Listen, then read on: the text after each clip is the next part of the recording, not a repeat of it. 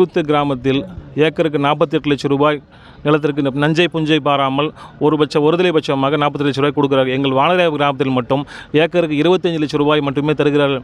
மனைக்கு 2,70,70,000 நிலத்திற்கு விவசாய நிலத்திற்கு 25 லட்சம் ரூபாயும் இழப்பீடு தருகிறார்கள். எங்கள் ஊரில் பொதுமக்களை சந்திக்காமல் மக்களின் எந்த விருப்பமும் இல்லாமல் ஒரு சில குறிப்பிட்ட மக்களை வைத்துக்கொண்டு அளவீடு செய்து காவல்துறையை வைத்து அடக்குமுறை செய்து எங்கள் ஊரில் அத்துமீறி நுழைந்து மக்களிடம் பிரச்சனை செய்து வருகிறார்கள். எங்களுக்கு இதுக்கு தக்க நடவடிக்கை எடுத்து எங்கள் மாவட்ட நிர்வாகம் நெல்சி நிர்வாகம் தகுந்த இழப்பீடு தருமாறு உங்களை தாழ்மையுடன் கேட்டுக்கொள்கிறோம். பாகப்பிரிவினைக்கும் இந்த நீங்கள் எப்போ பார்த்தாலும் உள்ளே வைக்கிறீங்க இந்த உண்ணாவிரதத்தை அரசு கவனத்தை கொடுத்துருக்கீங்களா?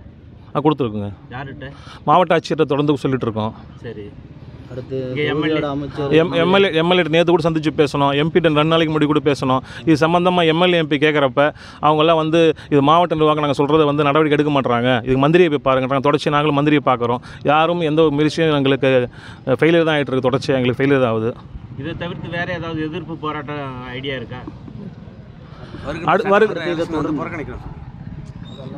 இதெல்லாம் சும்மா தேவையில்லை.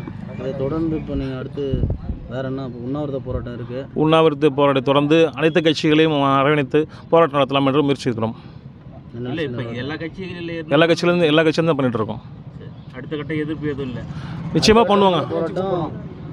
அனைத்து கட்சிகளையும் ஒன்றிணைத்து நிச்சயமாக என்எல்சி எதிர்த்து போராடும். கண்டிப்பாக போடும். எங்கள் மக்களுக்கு தகுந்த இழப்பீடு பெறும் வரை நாங்கள் நிச்சயமாக போராடி கொண்டு இருப்போம். ஜெகதீசன். எங்கள் பகுதி ஊராட்சி மக்களை ஏமாற்றாதே. என்ற பெயரில் காவல்துறையை வச்சு மிரட்டாதே. முத்தரப்பு பேச்சுவார்த்தையை முடித்துவிட்டு எங்கள் பகுதியில் நிலையாளர்கள் செய்ய பரிந்துரை செய்யுங்கள்.